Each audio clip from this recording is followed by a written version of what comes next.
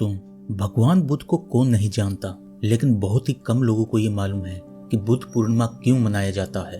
हो सकता है कि आपको ये मालूम हो कि बुद्ध पूर्णिमा क्या है, इसका महत्व क्या है, लेकिन ऐसे बहुत से लोग हैं जिन्हें इस विषय में कोई जानकारी नहीं है। आज के इस वीडियो में मैं आपको बुद्ध पूर्णिमा के बारे में विस्तार से बताऊंगा। बुद्ध पूर्णिमा बौद्ध कैलेंडर में सबसे पवित्र समय है। इसे भारत में विशाखा पूजा के नाम से भी जाना जाता है। बुद्ध पूर्णिमा को गौतम बुद्ध के जन्म, ज्ञान की प्राप्ति और उनके निधन के उपलक्ष्य में मनाया जाता है। तो चलिए बिना देरी के जानते हैं बुद्ध पूर्णिमा के बारे में। दोस्तों, बुद्ध पूर्णिमा को बुद्ध जयंती के रूप में भी मनाया जाता है, जो बौद्धों का सबसे पवित्र त्योहार है। बुद्ध पूर्णिमा को भगवान बुद्ध की याद में मनाया जाता है। लॉर्ड बुद्ध बौद्ध धर्म के संस्थापक थे और उन्हें विष्णु का 9वां अवतार कहा जाता है। इनके जीवन की 3 महत्वपूर्ण घटनाएं, उनका जन्म, आत्मज्ञान की प्राप्ति और उनकी मृत्यु एक ही दिन हुई थी।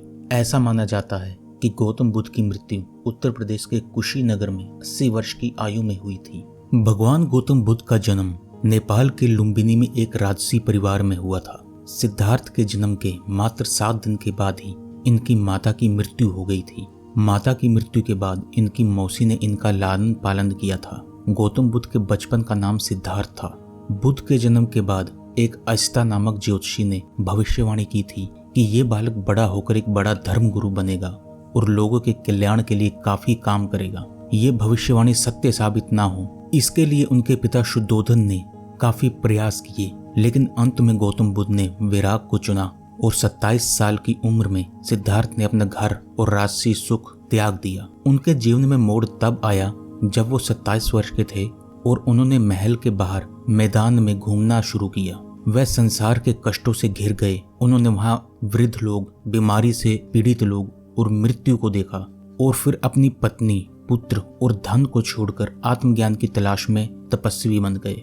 वह कई स्थानों पर भटकते रहे और अंततः 35 वर्ष की आयु में वह बोध गया आए, जहां वह पीपल के वृक्ष के नीचे बैठे और उन्होंने 6 वर्षों तक लगातार साधना की और उन्होंने निर्वाण और स्थायित्व की स्थिति प्राप्त की और इस प्रकार वे बुद्ध बन गए।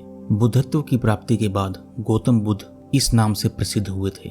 गौतम बुद्ध का जन्म वैशाख पूर्णिमा के होने के दिन ही इस तिथि को बुद्ध पूर्णिमा भी कहा जाता है। कहा जाता है भगवान बुद्ध का जन्म, ज्ञान की प्राप्ति और उनकी मृत्यु ये तीनों एक ही दिन अर्थात वैशाखी पूर्णिमा के दिन ही हुए थे। ऐसा किसी अन्य महापुरुष के साथ आज तक नहीं हुआ है।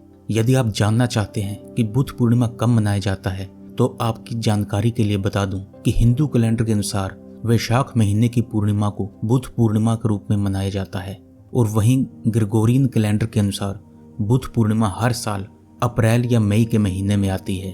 अगर आपका इससे संबंधित कोई भी सवाल हो तो आप हमें कमेंट बॉक्स में लिख सकते हैं। वीडियो पसंद आया हो तो इसे लाइक कीजिए, सब्सक्राइब कीजिए